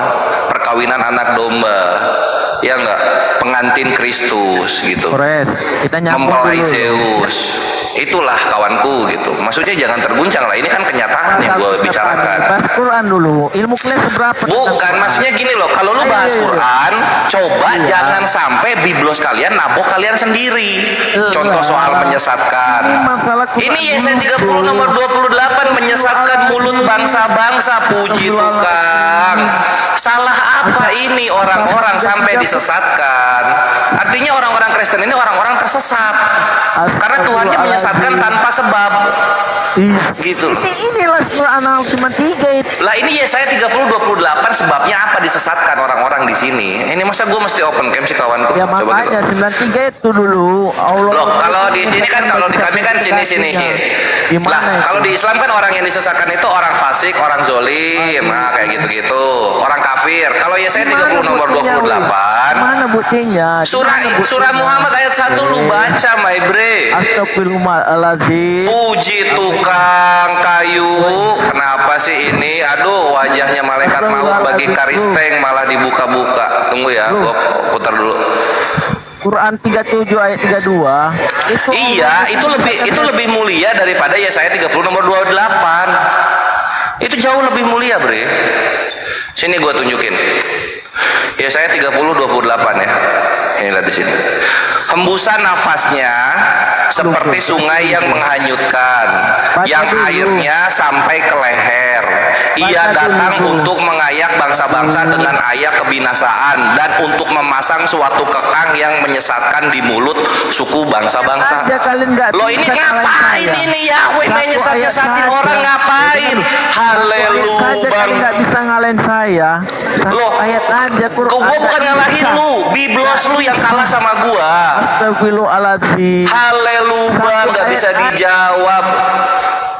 Makanya gini bre, apapun hujat yang kalian lakukan kepada Al-Quran, biblos kalian pasang badan. Nah ini lihat di sini, menyesatkan di mulut suku-suku bangsa. Yahweh, lu psikopat, karena dia menyesatkan orang tanpa sebab. Psikopat ini. Nah, lanjut lagi kita 2 Tesalonika 2 nomor 11 ya. Apa aibnya dibuka malu? Iya, Tuhan lu main nyesat-nyesatin orang tanpa sebab malu dibuka-buka. Iya. Nah, di sini ada lagi nih. Dan itulah sebabnya Allah mendatangkan kesesatan atas mereka. Nah, artinya apa? Orang-orang Kristen ini didatangkan kesesatan. 2 Tesalonika 2 nomor 11. Waduh, puji tukang, kok bisa begini agamanya kawan? 8 lawan 1 nggak bisa ngalahin Raja Israel. Loh, lu satu Tuhan lu bubuk sama gua, bre. Apalagi manusia-manusianya. Ada Kores disentuh. Berapa orang Kristen mau menggal leher Kores? Berapa orang Kristen mau melaporkan Kores? Iya nggak? Waduh, Kores nggak ada lawan, makanya Yahweh sama Yesus gua buka-bukain aibnya. Bisa apa mereka? Gua ditantang untuk saling bersumpah buat mati tahun ini. Akhirnya apa? Yang menantang gua orang Kristen sampai sekarang batang hidungnya masih di kuburan. Mau dibawa kemana kalian? Astagfirullahaladzim. Haleluya. Artinya, makanya stop bre menyembah berhala kawin. Stop menyembah berhala kawin karena berhala kawin akan menyebabkan membenci Islam. Gitu kawanku. Selamat datang di kebenaran, menangis-nangis, konterannya langsung di perjanjian lamanya sendiri, tidak bisa dijawab. Puji tukang, memang hebat banget Kores ya. Roh Kudus itu ya, ngedenger Kores meronta-ronta di dalam daging dia. Keluarkan aku, tidak kuat aku mendengar Kores, karena Kores adalah penggembala Tuhan. Roh Kudus itu loh, bayangin. Apalagi manusia kerocok dan benci Islam kayak kalian, bisa apa lawan Kores? Hah? Aibnya Yahweh gua buka-bukain. Yesus ngapain aja di sorga gua buka-bukain. Coba bayangin sang Raja Israel. Tuhan lu di sorga kerjaannya cuma nyanyi kawin, nyanyi kawin, nyanyi kawin. Itu kenapa? Karena kerjaannya di dunia dia menyesatkan bangsa-bangsa tanpa sebab. Tuhan yang menyesatkan bangsa-bangsa tanpa sebab itu Tuhan berhala, bre. Tuhan berhala, jangan disembah. Iyalah gitu loh, sakit ya batin. Wah, meronta batinnya, nangis, pengen balas susah. Iya, ampunilah musuhmu, bre. Kan lu jargonnya Kristen kan kasihilah musuhmu, kasihilah musuhmu. Anggaplah gua setan, kasihilah setan gitu loh. Nah, kasihilah setan ajarkan kepada kami kayak gimana kasihilah setan. Puji tukang kayu. Memang hebat banget ya pewartaan Kores ya. Adu-aduhan dia kawan. Mana ada orang Kristen yang di mulutnya ada Roh Kudus bisa maju lawan Kores adu hujat? Mana ada? Nangis darah. Sembuh nggak dari pakai narkoba? Narkoba?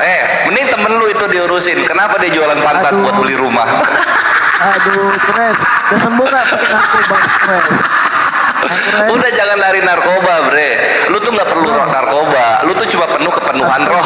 Kalau lu kepenuhan roh, lu udah mirip sama orang yang menggunakan narkoba. Waduh, haleluya bang, batinnya nangis dan menghilang langsung ke rumah Bapak di sorga. Aduh, Gurunda, habis Gurunda, maaf. Astagfirullah, ini bukan kelas Gurunda Bang Kores. Kayak orang-orang kayak gini. Astagfirullah. Lanjut. Selamat malam Wijaya Kusuma. Iya, soalnya gini ya, sebelum Wijaya Kusuma ya, soalnya gini Gurunda, mereka tuh nyerang Al-Quran lupa hujatan mereka adanya di Bible mereka sendiri, parah malah. Coba Al-Quran yang disesatkan di surah Muhammad ayat 1 sampai 8 orang zolim, di surah Ibrahim ayat 27 orang kafir, kan gitu. Di surah satu lagi apa? Orang fasik. Jadi Allah menyesatkan orang-orang yang memang fasik, kafir dan zolim. Lah ini Yesaya 30 nomor 28. Orang nggak ada salah disesatkan. Mazmur 104 nomor 30. Orang-orang yang terkenal juga disesatkan. Otaknya di mana lu menuhankan Tuhan yang menyesatkan orang tanpa sebab? Otaknya di mana? Panas kan batinnya kan, sakit hati kan ngedengarnya kan. Makanya jangan mulai. Kalian menghujat Islam, keluarga kalian 2 orang syahadat, selalu begitu bre. Apa nggak kapok 2022 74.000 orang Kristen pindah ke Islam semua? Apa nggak kapok? Aduh. Lanjut Gurunda. Iya. Mana tadi? Si Raja Singa sudah nggak ada. Kabur. Gerak tendangan putar tanpa balasan, kayak gitulah jadinya.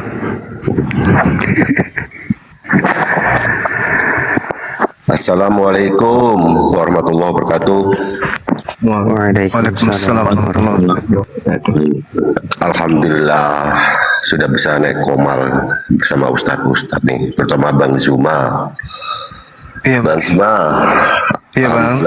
Gimana, sehat Bang Zuma? Alhamdulillah sehat, Bang. Masya Allah. Nah, kami ngepen banget Bang Zuma.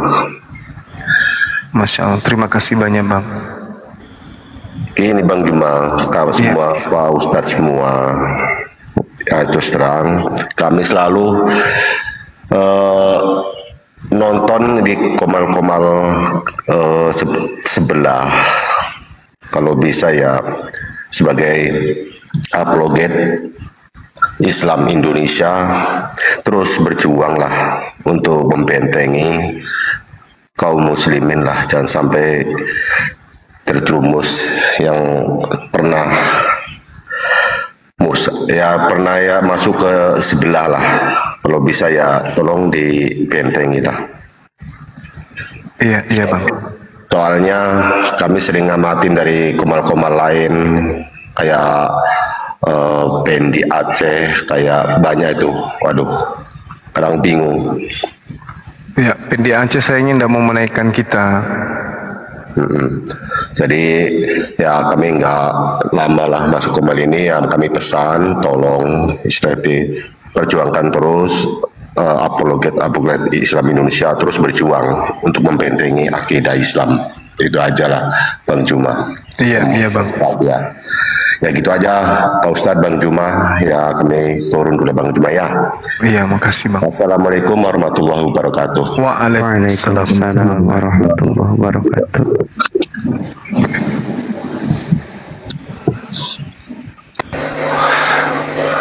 Ayoks, kawan karisting yang mau naik bertanyalah yang sopan, sehingga kami 1000 kali lebih sopan. Kalau kalian menghujat, nanti keluarga kalian syahadat. Sandi Nagara. Selamat malam Sandi Nagara. Assalamualaikum warahmatullahi wabarakatuh. Waalaikumsalam warahmatullahi wabarakatuh. Terima kasih guru-guru saya. Saya senang nih bisa naik di room Bang Api Jatim. Dan buat Bang Juma. Iya Bang. Ya, top. Saya bangga punya Bang Juma. Alhamdulillah. Sama, kami pun bangga punya saudara yang umat Islam yang perhatian terhadap materi-materi apologet dialog lintas agama. Makasih. Ya, alhamdulillah Bang. Semoga teman-teman sehat-sehat. Amin ya rabbal alamin. Masya Allah. Terima kasih doanya. Semangat. Libas semua yang ingin merusak akidah-akidah. Insya Allah. Iya. Siap, selama asam lambung belum menyerang, lanjut jihad. Lanjut jihadnya. Ya. Kalau asam lambung naik, minum promah Bang. Asam lambung naik, minum obat dulu dikit. Oke lah, guru-guru saya mohon pamit. Terima kasih buat untuk di roomnya. Mudah-mudahan kita bisa ketemu lagi di lain waktu. Amin. Assalamualaikum. Amin ya. Amin. Waalaikumsalam warahmatullahi wabarakatuh. Oke, kita lanjut dengan tamu kita. Oke, selamat malam Bapak Mawi. Selamat malam, assalamualaikum Bang Juma. Waalaikumsalam warahmatullahi wabarakatuh. Saya di sini Muslim, alhamdulillah. Alhamdulillah. Bertanya ke Bang Zuma yang ada di sini. Tadi saya lihat Omal di TikTok konten ngebahas tentang hadis Abu Dawud 6061 tentang sumur Bud'ah. Mereka mempermasalahkan hadis itu, katanya kenapa Nabi Muhammad wudhu di tempat yang airnya itu najis. Itu gimana Bang Zuma? Ya, mungkin dari Abuya bisa menjawab. Hal ini sudah pernah saya jawab. Gurunda aja biar lebih silakan. Enggak gurunda jangan. Tafadhol Gurunda, tafadhol. Masya Allah. Ya, jadi kalau kita berbicara mengenai sumur But'ah ini, memang di situ dikatakan sebagai sumur pembuangan ya. Nah, permasalahannya kemudian, apakah air yang ada di dalamnya ini bisa dipakai untuk bersuci? Ya, ini bisa dipakai untuk Iya. Tempat pembuangan bangkai kemudian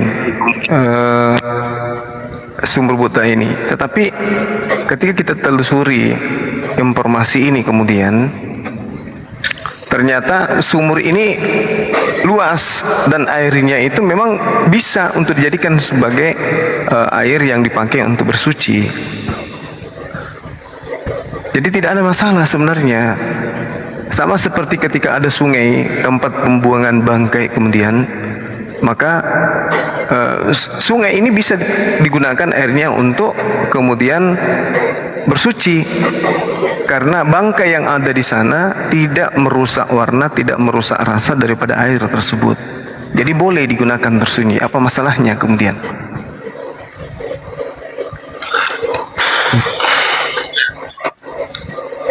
Apa masalahnya ketika kemudian ada sungai atau ibaratkan sumur yang kemudian di dalamnya itu ada pernah terbuang bangkai di dalam, tetapi airnya lebih banyak daripada massa daripada bangkai tersebut. Apa masalahnya? Yang jadi masalah Gurunda, Oten ini tidak paham ilmu fikih, bahas-bahas air. Itu dia makanya. Tidak paham ilmu fikih. Nah, ini masalah kalau gitu. Terima kasih Bang Zuma. Iya. Assalamualaikum. Waalaikumsalam warahmatullahi wabarakatuh. Waduh, udah hilang deh. Mau aku kasih oleh-oleh?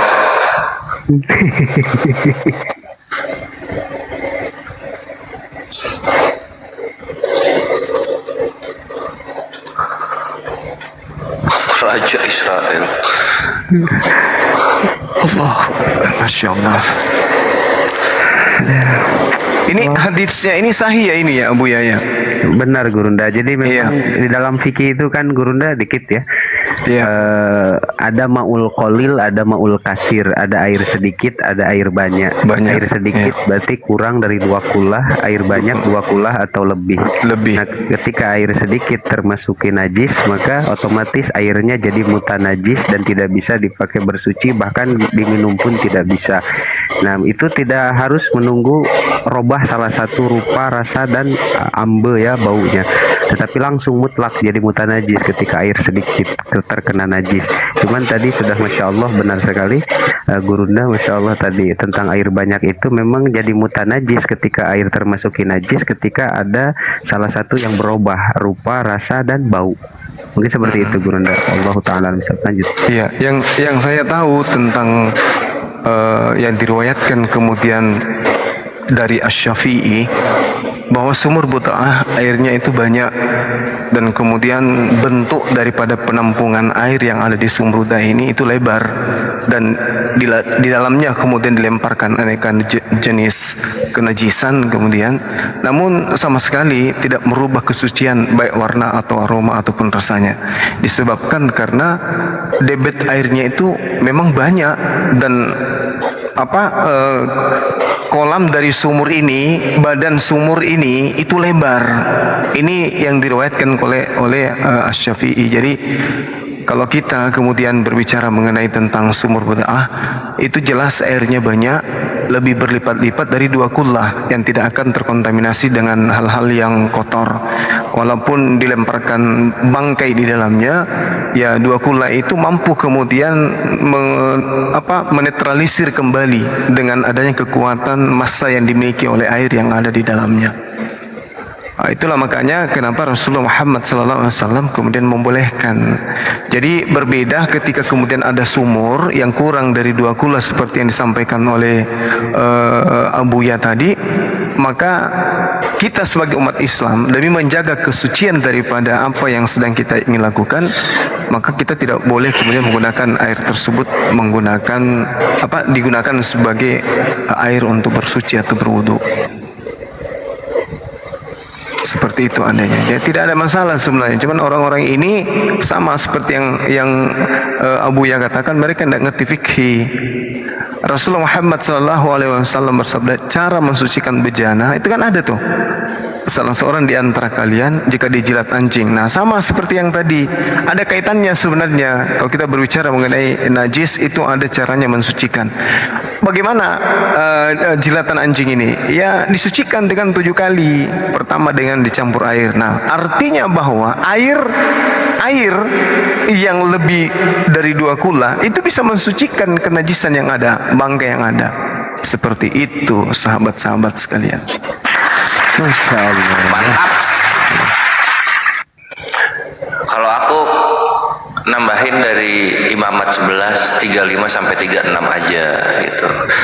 Kalau mereka bingung kenapa itu air bisa dipakai wudhu, harusnya mereka lebih bingung terlebih dahulu di kitabnya mereka gitu.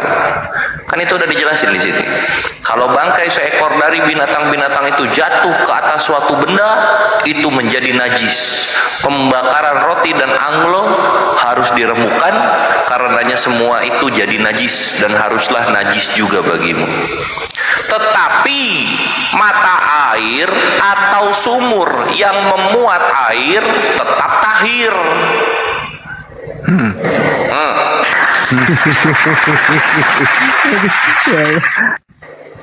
Makanya aku tuh sering, lu kalau mau menghujat Islam, diusahakan jangan ada di biblos lu, jangan ada. Nanti kalau dibalikin ke sana akhirnya apa? Bunuh diri gitu loh. Hobi banget bunuh diri kalian itu. Waduh, bentar lagi gua rungkat nih.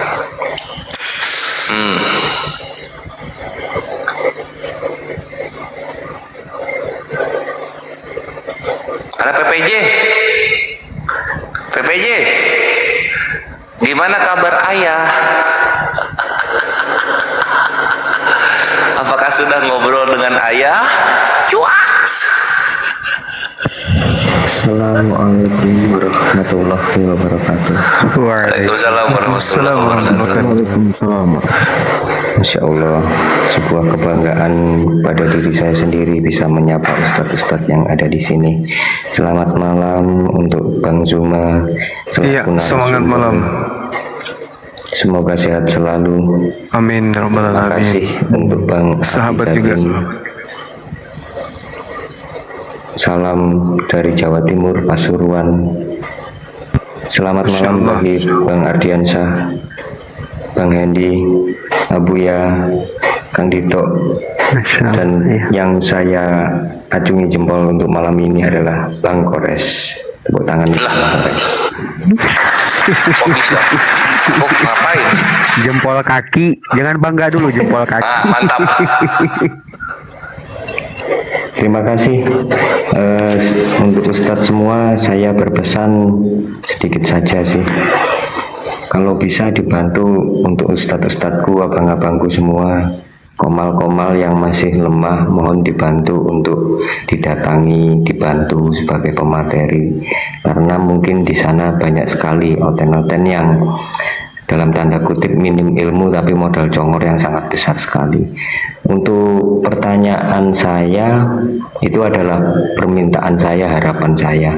Untuk pertanyaan saya, apakah ada apakah ada sebuah wadah selain api di sini di TikTok tersebut? Mohon diberi penjelasan. Terima kasih.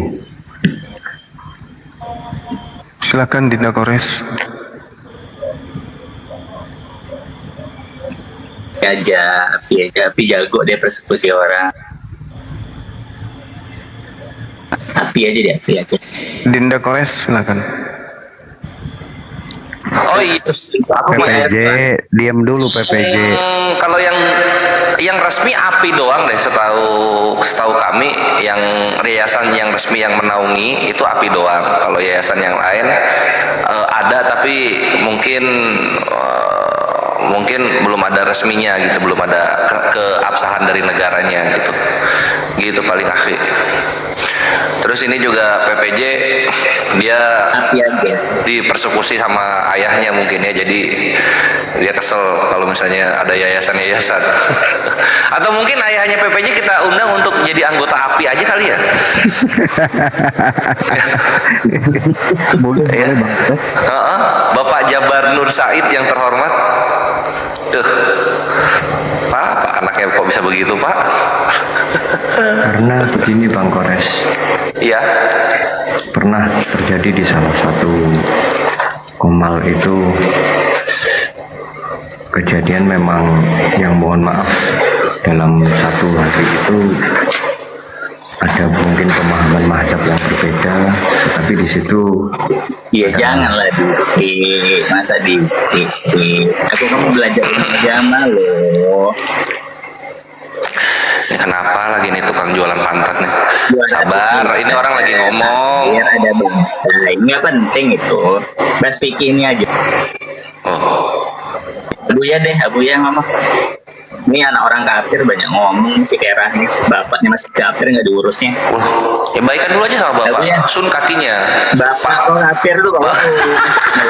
Dia. Oh, Pak Jabar Nur.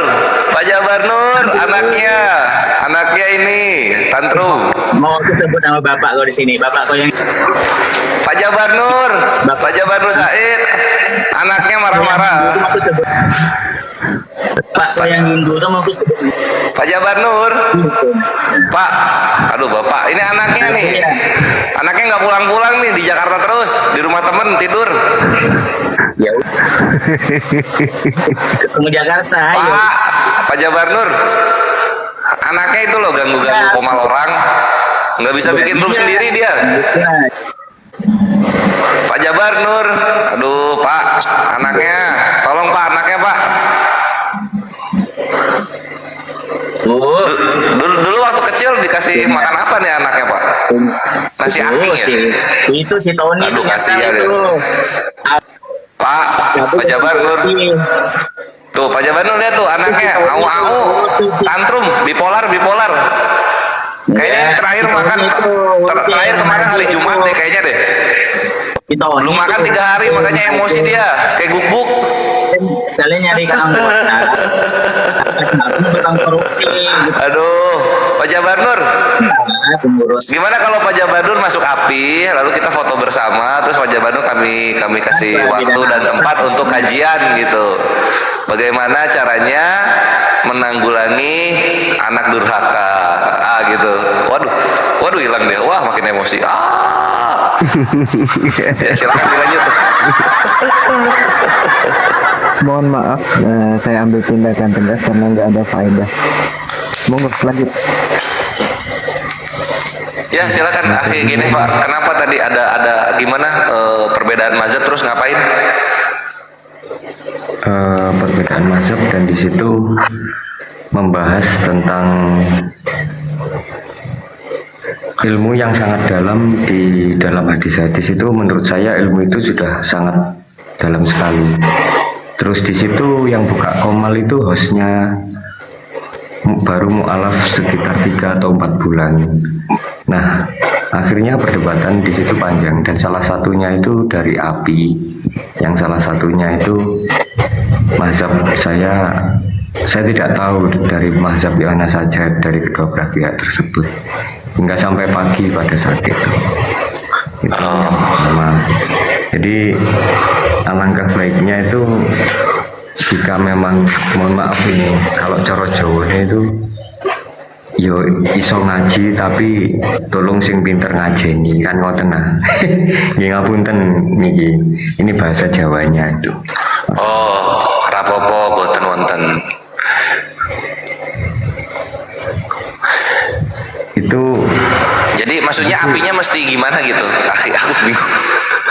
Bukan, maksudnya dari pertanyaan saya yang awal tadi, apakah ada wadah lain selain API? Maksudnya wadah yang berbeda gitu dari API, yang memang tujuannya sama untuk menegakkan, mohon maaf, untuk menjaga Islam itu yang seperti apa, serta menjaga dari penistaan agama, pemujatan. Oh, ya gini. Oh, gini berarti jawabnya. Kalau di TikTok yang aktif, yayasan resmi yang aktif yang membantai syubhat dan fitnah yang di TikTok ya itu baru API, yang lain tuh masih pasif gitu. Kalau di luaran sana anggota-anggota API juga mempunyai hubungan kekeluargaan yang sangat erat dengan yayasan YPMA, dengan yayasan MMCI, dengan yayasan MCI, ya. Itu ada, cuma mereka aktifnya di dunia nyata gitu. Kalau di dunia TikTok atau media sosial belum terlalu gitu, akhi paling. Dan untuk yang perbedaan mazhab ya sangat disayangkan, cuman concern kami itu eksternal bukan internal. Kalau internal udah ada Buya Hamka, Gus Baha, Ustadz Abdul Somad, Ustadz Adi Hidayat, Ustadz Khalid Basalamah gitu. Baik. Untuk mengenai Bang Kores, pandangan kalau dari Bang Kores untuk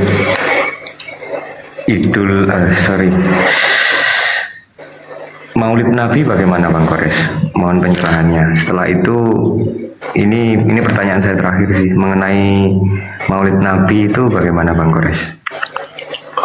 Harusnya nanyanya ke yang lebih mengetahui kan, merayakannya kan gitu kan, itu dari Abuya dan Gurunda nanti, jangan dari aku. Gurunda mohon dijawab.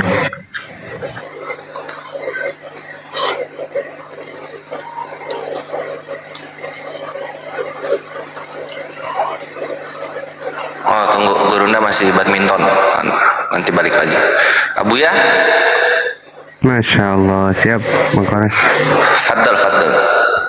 Begini saudaraku Bang Genepa ya, Masya Allah. Sebenarnya sudah ada di VT-nya Lora Wafi ya, Ustadz Wafi, Masya Allah. Antum tinggal lihat-lihat di sana tentang perihal masalah maulid. Dan memang begini saudara, memang kebanyakan ada sebagian yang menyatakan maulid Nabi bid'ah. Nah ini yang jadi problem kadang-kadang.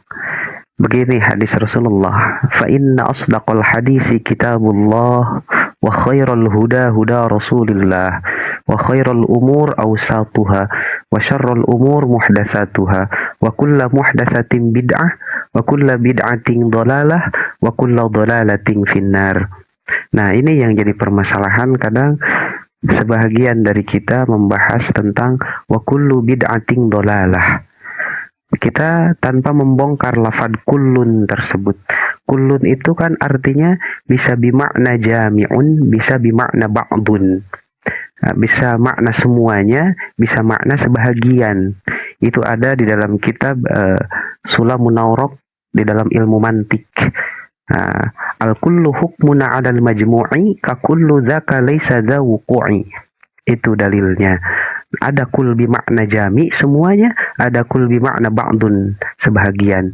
Nah, untuk konteks dalam wa kullu bid'atin dhalalah itu sebahagian maknanya, kul bimakna ba'dun. Kullun tapi makna sebagian. Jadi sebagian bid'ah itu ada yang dhalalah, ada yang sesat. Nah, beda dengan ayat Al-Quran, kullu nafsin dha'iqatul maut. Setiap yang bernyawa akan mati. Itu kulnya kul bimakna jami'un, semuanya tanpa terkecuali. Jadi kita memang harus inilah ya, kita umat muslim harus tahu tentang tata bahasa, bahasa Arab yang baik gitu, sesuai dengan ilmunya. Jadi begitu saudaraku. Jadi untuk masalah maulid itu bid'ahnya bid'ah hasanah, bukan bid'ah dolalah, tapi bid'ah yang baik. Dan untuk lebih jelas antum bisa lihat di VT-nya Lora Wafi. Begitu saudaraku. Wallahu a'lam bishawab. Lanjut.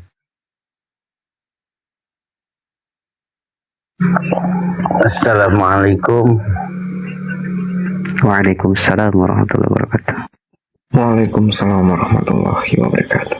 Saya sebagai pecinta debat antara lintas agama saat termasuk orang yang pecinta debat, termasuk Bang Juma, Bang Kores, Bang Hadi Salebes. Saya selalu memantau. Terima kasih, tercerahkan dengan adanya mendengar debat ini. Saya banyak masukan tentang agama Islam. Alhamdulillah, Bang Juma sehat selalu. Amin ya Allah. Bang Kores, terus Bang Hadi Salebes, semuanya ya. Saya selalu memantau dan ini terima kasih saya dinaikkan. Hanya saya termasuk orang yang pecinta berat lah. Semuanya semua saya ya. Terima kasih sudah naikin, udah gitu aja ya. Host. Yes, siap Abang Jual. Saya minta turun lagi. Nje. Terima kasih. Abang Jual. Lupa salam. Assalamualaikum warahmatullahi wabarakatuh, Mas. Bang Zuma, Bang Ardi, Bang Kores, serta Boy, Kang Gitu. Waalaikumsalam warahmatullahi wabarakatuh. Ya, semoga. Oke, silahkan dilanjutkan lagi. Perawatan di bawah, yuk naik. Silahkan teman-teman.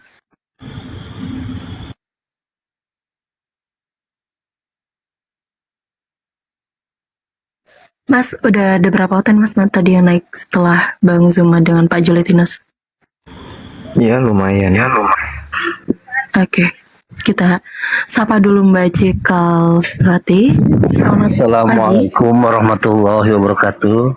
Waalaikumsalam warahmatullahi wabarakatuh. Waalaikumsalam warahmatullahi wabarakatuh. Kirain cewek, maaf. Baik, ada apa Pak Cikal? Ada yang bisa kami bantu? Atau mau ditanyakan? Ya, salam semua ya buat guru-guruku ini, terutama salam hormat lah buat Bang Juma. Saya menyimak terus dari tadi, benar-benar teredukasi, benar-benar dapat sesuatu ilmu lah gitu. Jadi dengan adanya channel ini terus-teruslah menebar kebaikan, terus sampaikan kebenaran. Mudah-mudahan semua guru-guru di sini diberikan kesehatan sama Allah Subhanahu wa taala. Hanya itu yang bisa disampaikan. Salam buat Bang Juma. Assalamualaikum warahmatullahi wabarakatuh. Waalaikumsalam warahmatullahi wabarakatuh. Terima kasih. Oke, teman-teman yang Kristen, silahkan naik untuk berdiskusi. Kami siapkan satu slot dan saya pilih Jatim di atas.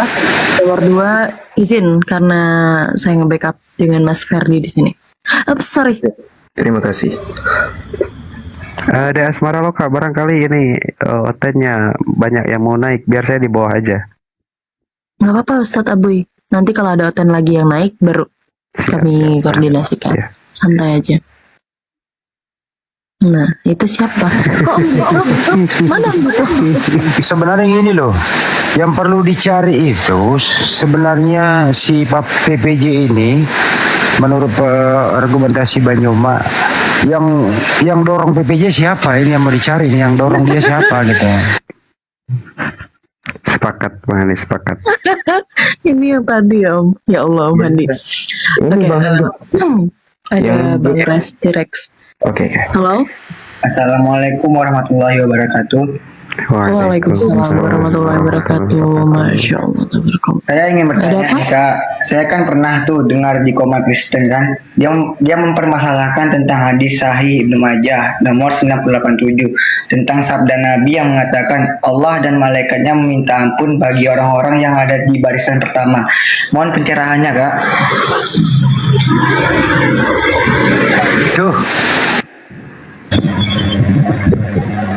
Silahkan untuk Om Handi Salebes atau Ustadz Abu. Iyalah, Abu iyalah. Ya jelas masa Allah minta ampun. Itu Bang, di apa namanya itu, di hadis Ibnu Majah 987. Ya Allah, tapi lebih enak ya kalau hadisnya ditampilkan, karena Masya Allah, saya fakir akan ilmu, kadang hadis-hadis itu beberapa saja yang hafal, jadi iya begitu. Saya kan pernah dengar di Komal itu Bang, Kristen kan, dia mempermasalahkan itu Bang. Sama halnya seperti ini saudaraku, ketika Allah berfirman di dalam Al-Quran, Innallaha wa malaikatahu yusalluna 'alan nabi. Ya ayyuhalladzina amanu sallu 'alaihi wa sallimu taslima. Sama seperti itu. Sesungguhnya Allah dan para malaikat itu bersolawat. Nah, maksud salawat di sana nanti ada maknanya tersendiri. Itulah bahasa Arab. Ketika salawat disandarkan kepada Allah, maknanya rahmat, kasih sayang Allah. Ketika salawat disandarkan kepada malaikat, maknanya istighfar. Ketika salawat disandarkan kepada kita manusia, maknanya jadi doa. Nah, maka di sana benarnya itu kalau malaikat memintakan ampun kepada Allah, itu baru benar. Betul. Ya Bang Suara kan cari di Google juga kan ada itu Bang, sahihnya kan. Udah dijawab itu, di sana tertulis. Aku mendengar Rasulullah Shallallahu Alaihi Wasallam bersabda, Allah dan malaikatnya memintakan ampun bagi orang-orang yang ada di barisan pertama. Bukan Allah yang minta ampun. Oke, saya rasa sudah cukup ya Pak Alex. Pamit ya Bang ya, Ustadz yang ada di atas koma, semoga diberikan kesehatan ya. Amin. Amin, Ya amin. Allah. Terima kasih. Izin turun ya. Baik, Bang siap. Andi. Terima kasih Pak Rex. Oke. Wassalamualaikum warahmatullahi wabarakatuh. Silakan Om Handi. Ya, Abuya langsung dapat aja itu. Abuya saya langsung dapat juga Abuya. Astagfirullah. Masya Allah. Artinya apa ya? Allah menyuruh kita saling mendoakan, intinya begitu ya. Apalagi orang-orang yang apa tuh tadi taruh orang yang ada di barisan pertama itu ya Pak Ustadz ya. Iya, benar-benar. Jadi sebenarnya mereka tidak bisa framing Quran, apalagi kalau umat Muslim sudah lari ke original text. Nah, maka saya luar biasa ya, saya sangat regreg muncak Sunda menjadi aman gitu kalau di apologet ini banyak orang-orang yang alim terhadap Quran, hadis, bahkan terhadap ilmu-ilmu Arabiyah ya, nahwu sorof, balaghah, mantek, bahkan Bible pun Masya Allah banyak sekali. Bahkan ketika saya melihat di atas api ini ada seorang Lora Wafi, Ustadz Wafi, Masya Allah, saya ketemu satu kali saja ketika beliau ke kota Tasikmalaya dan saya menghampiri beliau ke hotel dan di sana beliau diundang oleh Kiai Sepuh. Itu ilmu beliau Masya Allah. Jadi untuk masalah agama kita semua punya Lora Wafi. Itu insya Allah beliau sanadnya mutasil kepada Rasulullah dan beliau notabene-nya ahli sunnah wal jamaah. Jadi siapapun di antara kita api ini, kita harus tetap ketika ada satu permasalahan musyawarahkan dengan Lora Wafi, itu lebih baik menurut saya. Lanjut saudaraku. Baik, terima kasih Ustadz Abuy. Lah turun baru mau disapa Pi. Oke, kok katanya ngalah. Ya, mohon bersabar, ini ujian. Baik. Takut ditanya kali, emang kita mau nanya sama lu. Takut aja siapa yang naruh gitu Om. Tadi aja bos lu di sini bilang aku dosen, kagak bisa nanya, jawab. Pertanyaan sederhana loh tadi gue. Padahal pertanyaan gue itu kedua pembicara gitu loh. Masa orang Banyuma dilalap habis. Dia sendiri next, saya nggak bisa menjawab. Apaan tuh? Malah sederhana sekali loh itu pertanyaan. Ya, untuk teman-teman yang ada di bawah ya, untuk menjaga kaidahnya, jangan membawa politik. Terima kasih. Iyalah, nggak usah lah itu. Sini biar saya yang tegur. Teman-temanku sekalian yang 1900 teman-teman di sini sekalian, tolong kita kondisikan roomnya ini adalah room debat lintas agama teman-temanku. tolong ya jangan ada kampanye di sini untuk melindungi dan juga tetap menghargai para gurunda kita dan melindungi grup ini atau mungkin room ini agar lebih aman lagi. Terus fokus layar aja teman-teman. Tapi gini aja, kita kasih data aja deh supaya paham. Mungkin Ustadz Abuya dulu deh. Apa maksud Al-Maidah 51? Mudah-mudahan bisa memuaskan semuanya. Silakan. Bentar Kang Handi, saya lihat Quran dulu. Lanjut dulu Kang Handi, lanjut dulu. Saya buka data dulu, lanjut ya. Janganlah kamu mengambil orang-orang Yahudi dan Nasrani menjadi aulia, pemimpin bagimu. Ini juga sangat fenomenal juga ini data, ini bukan lagi data, sorry, ini ayat suci Al-Quran ini pernah menyeret salah satu tokoh ke pidana karena ada salah kata di sana. Dia salah artikan di publik.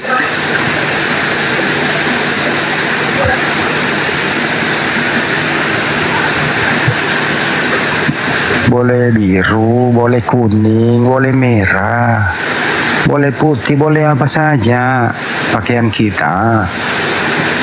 Tapi tujuannya kan satu. Untuk apa? Untuk membangun bangsa dan agama ini dengan baik. Tugas kita mengawal.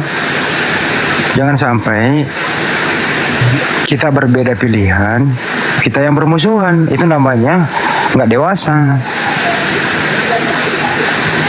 Harus dewasa kita coy semuanya, oke? Jangan sampai dalam rumah tangga itu bapaknya warna biru, ibunya warna kuning, anaknya warna merah, anaknya yang satu lagi warna apa. Satu keluarga nggak ada yang ngomongin, emak kenapa nggak masak, lu sih baju kuning, gue putih kan gitu. Nah gimana itu kalau begitu? Itu nggak dewasa namanya. Oke?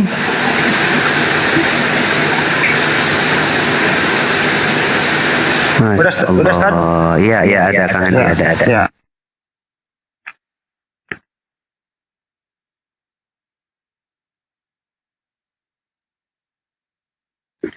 Izin Gurunda dikit Kang Hos.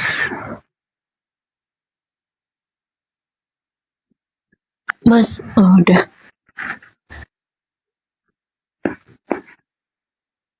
Mas Jadi, Ferdi. saudaraku ya, Masya Allah. Kalau dilihat daripada tafsirannya tentang asbabun nuzul surah Al-Maidah ayat 51 ya. Di sini para mufassir birriwayah ya menjelaskan bahwasanya di antara sebab turunnya ayat ini adalah di antara golongan mukmin pada saat zaman itu, zaman Rasulullah, masih banyak orang yang mengadakan hubungan dengan golongan kafirin. Ya, termasuk orang-orang yang munafik. Tetapi munafik di sini di dalam akidah, munafik fil i'tiqad, yang lisannya berbicara aku iman kepada Allah, tapi hatinya tidak beriman. Seperti yang dijelaskan dalam surah Al-Baqarah ayat 8, wa minan nasi may yaqulu amanna billahi wa bil yaumil akhir wa ma hum bimu'minin.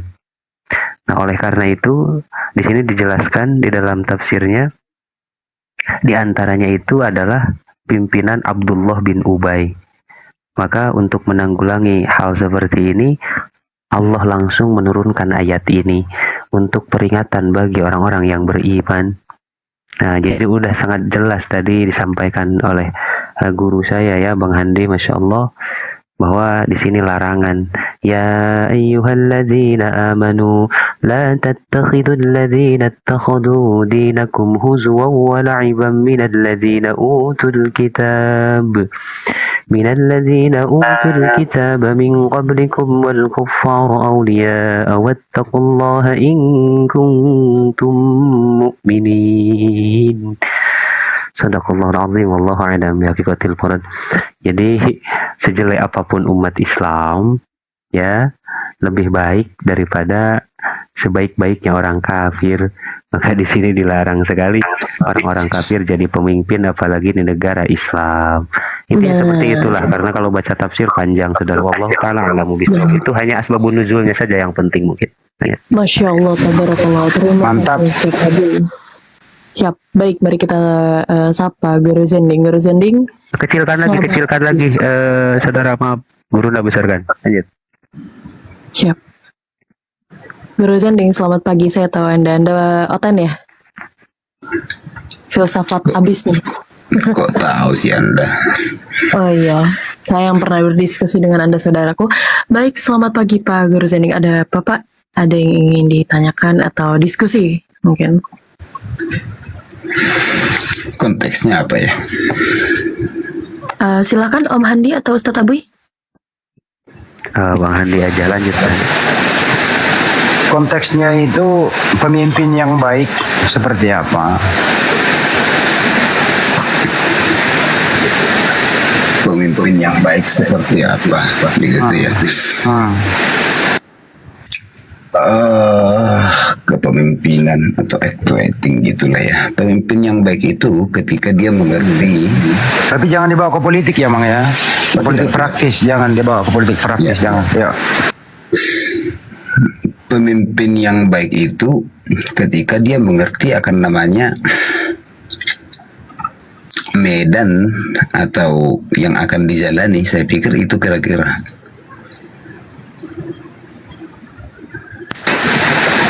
Oh, itu the point gitu ya. Ya harus pemimpin yang baik itu pertama berakhlak, kedua tidak salah Tuhan, ketiga berilmu, keempat bijak, kelima bertanggung jawab, keenam merakyat. Gitu Bang.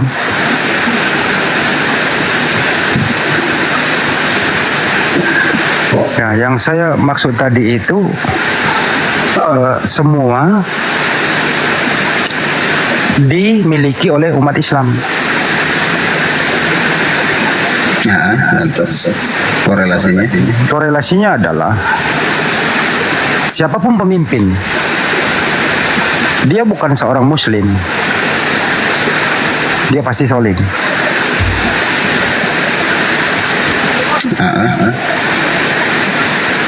Pertama, dia akan mensolimi dirinya sendiri.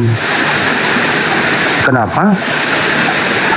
Karena dia tidak mengenal Tuhannya dan tidak mengenal dirinya. Yang dia kejar adalah ambisius. Itu terjadi di dunia-dunia luar daripada mayoritas Islam. Kita kembali ke negara kita. Alhamdulillah negara kita ini selama Indonesia merdeka, alhamdulillah belum pernah dipimpin di luar daripada yang beragama Islam. Itu yang patut kita syukuri. Kira-kira gitu Bang. Iya. Arahnya kemana itu maksud saya? Hanya jangan jadikan pemimpin orang kafir, nggak boleh jadi pemimpin di negeri ini. Di negeri ini berarti ini ada besok ada pesta demokrasi. Bukannya itu Bang. Bukan ke sana arahnya Bang. Izin Om, biar boleh saya sampaikan poinnya Om. Iya, poinnya nggak disampaikan arahnya kemana. Begini Pak Guru, udah cuman Bapak yang kurang mengerti, biar saya sampaikan. Maksud Om Handi Salabis ini, kesimpulannya adalah kalian yang tidak beragama Islam tidak layak dan tidak diperbolehkan menjadi pemimpin. Apakah setuju dengan hal sedemikian? Jika tidak setuju, maka silakan tunjukkan datanya dan bawa dasarnya. Alasannya apa? Bukankah begitu Om Handi Salabis? Kurang lebih. Kurang lebih seperti itu. Silakan. Ini maaf ya untuk yang lain, saya coba terangkan dari ini pandangan dari saya. Ketika misalnya dari agama Kristen diangkat menjadi pemimpin dan tidak memiliki otak, saya lebih memilih anjing pemimpin saya. Maaf. Yang kemudian ketika orang Islam juga demikian, yang tidak memiliki otak, dan tidak tahu ilmu kepemimpinan seperti apa, saya lebih memilih ular pemimpin saya. Silakan. Oke. Analogi Anda itu analogi yang nggak pernah akan terjadi. Karena semua pemimpin yang pernah ada di Republik ini, semua memiliki kecerdasan di atas rata-rata. Dan dia semua adalah Muslim yang taat. Jadi analogi Anda itu nggak akan pernah terjadi di Republik ini. Statement Anda sudah membatasi pemikiran Anda, pemimpin itu harus Muslim. Yang menjadi pertanyaannya, apakah semua Muslim itu bisa menjadi pemimpin? Buktinya ada 3 calon presiden semua Muslim, nggak ada yang satu bukan Muslim. Buktinya itu. Kenapa kalian dari kekristenan nggak ada yang mengajukan diri? Kenapa dari